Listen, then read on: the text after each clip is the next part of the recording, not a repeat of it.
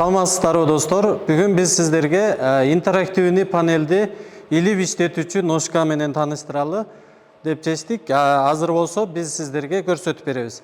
Бул биздин алдыбызда турган бул жакта 4 дөңгөлөк турат. Бул дөңгөлөк болсо мына тактага бекитилет. Бул болсо оң сол жак эки буту. Бул эки бутту бул тактанын үстүнө бекитебиз. Анан кийин бул каражаттар аркылуу интерактивный панелди бул ножкага илип алып колдонсок болот. Бунун артыкчылыктуу жагы дөңгөлөктөрү бар. Кабинеттин ичине каалаган жерге түртүп алып барып, каалагандай орунга коюп колдонсоңуздар боло берет. Интерактивный панелдин колдонгонун дагы бир жолу бар достор. Айта кетейин. Ал болсо бул ножкадан интерактивный панелди чечип алып, дубалга бекитип, илип алып колдонсоңуздар боло берет. Бул жерде кээ бир достор сурашы мүмкүн, кантип чогултабыз деп. Бул коробканын ичинде болсо мындай бир баракча бар экен. Бунда болсо этаптар боюнча ушул ножканы кантип чогултканды бирден көрсөтүп бериптир. Биринчиден тартып 8-чи баскычка чейин. Анан бунун арт жагында болсо каражаттар, эмне каражат бар, канча штук, саны канча, кантип колдонот, номери менен жазылганда биз ушуну көрсөк оңой эле курап кеткенге мүмкүнчүлүк берет экен. Келиңиздер достор, биз анда азыр бул ножканы толугу менен курап чыгалы.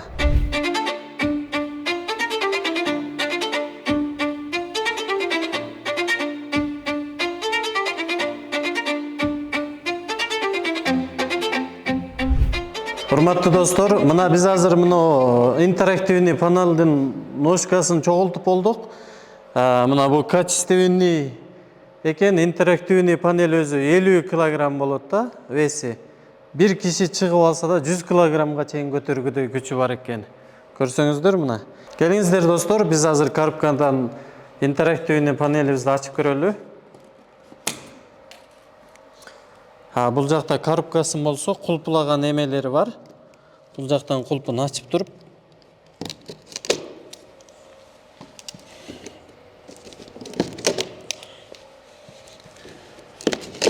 ушундай эле кулпудан үчөө бар арт жагында. Аны ачып алышыбыз керек болот.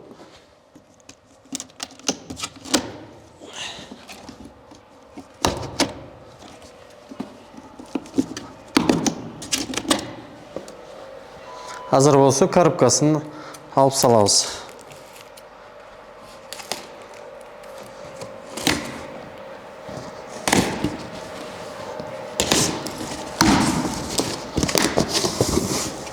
Урматтуу достор, биз мына панелибизди өзүңүздөр көргөндөй ножкага илип алдык. Аябай эле чоң размерде экен.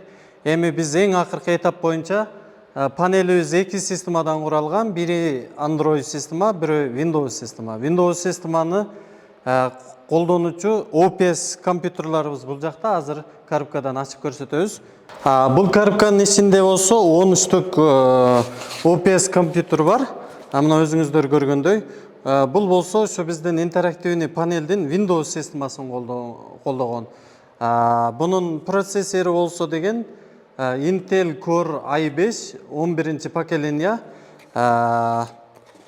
Буну биз ар бир мектепке анан колдонуучуга биз өзүбүз панелди ушинтип алып барып, установка кылып, бүт баарын күйгүзүп, колдонгонго бир нече күндүк курс уюштуруп, үйрөтүп, өткөрүп беребиз. Анан 3 жылга чейин гарантиясы дагы бар. Анда достор, биз OPS компьютерду панелге кантип установка кылганды көрсөтөбүз. Негизи бул өзү кардарлар сатып алгандан кийин өздөрү кураштырбайт. Биз полный комплект бүт баарысын өзүбүз кураштырып, күйдүрүп, иштетип, өткөрүп бергендей болобуз. Анда достор кеттик. Бул жакта бир пластик коргогучу бар экен. Буну алып салдык дагы. OPS компьютерду орду боюнча келтирип установка кылабыз. Бул жерде болсо бир кулпу бар, ошону бекитип коебуз. Бул жерде бекиттик. Бул жакта болсо 2 антенна бар. Антеннаны биз ордуна азыр бекитип койгондой болойлу.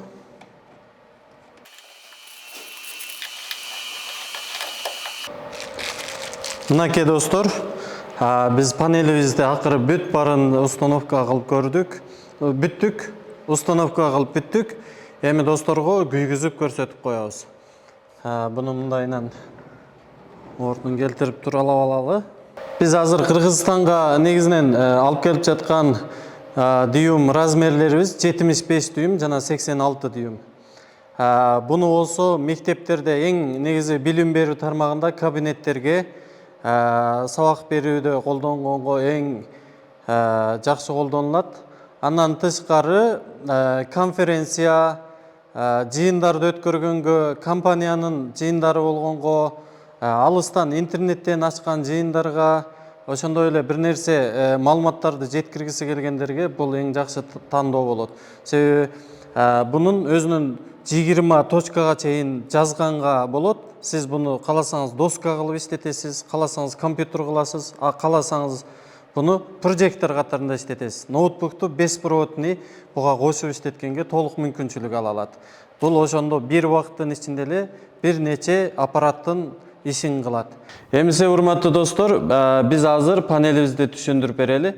Биздин интерактивный панелибиз болсо эки системада иштейт. Бирөө Windows 10, экинчи бирөө болсо Android 14 системасы. Азыр болсо Windows 10 системасында турат. Биз OPS компьютерибиздин комплектациясын көрсөтүп берели. Бул жакта болсо OPS компьютерибиздин процессору болсо Intel Core i5 11 поколение. 8 гигабайт DD-ROM, памяти болсо 256 гигабайт. Windows 10 домашняя система. Бул жакта болсо биздин орус тилинде атайын даярдаган программалар. Эми биз азыр Windows системадан кантип Android системага өткөндү көрсөтөбүз. Бул жактан Home кнопкасы аркылуу Android системага өтсөк болот. Android системабыз болсо Android 14. Бул жакта программалар болсо белая доска, ноутбукту беспроводный, анан жана сотканы беспроводный экранга чыгарган программа. Бул жак болсо деген биздин HDMI, анан VGA, анан OPS компьютерибиз. Бул жакта болсо файл менеджер, анан бул жакта болсо настройка. Анан биздин программалар бул жакта жайгашкан, календар, calculator, термометр бүт бары ушул жакта жайгашкан. Өзүбүз программаларды жүктөп, кадимкидей эле колдонгонго толук мүмкүнчүлүк алабыз. Биз азыр болсо Windows системага кайтып көрөлү.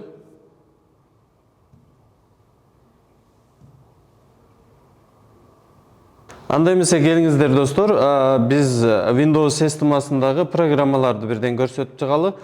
Бул болсо билим берүү тармагында көп колдонулчу белая доска.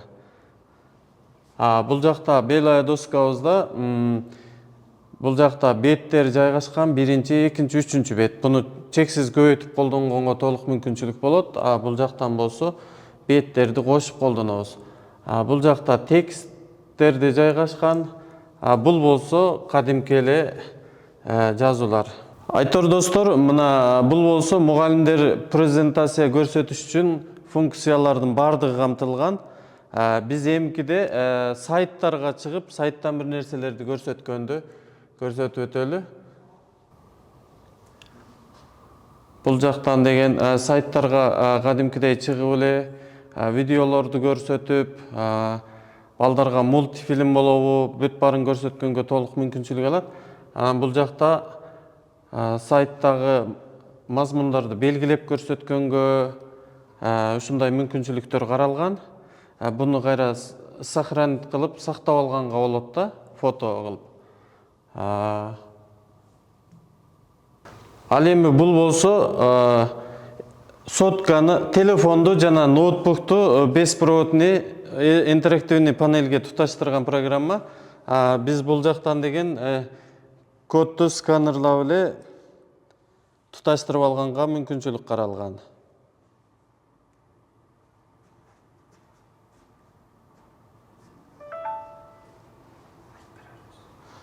Бул Бул болсо менин соткамдагы мазмундар. Буну ушинтип эле беспроводный бул жакка чыгарганга мүмкүнчүлүк болот. Ушуга окшош эле ноутбукту да беспроводный кошконго толук мүмкүнчүлүктөр каралган. Бул Windows системага каалаган программаны жүктөп, интерактивный панелдин функциясын дагы да ашырганга толук мүмкүнчүлүктөр каралган. Бул жакта болсо Android системабызда дагы белая доска бар. Бул болсо белая доска.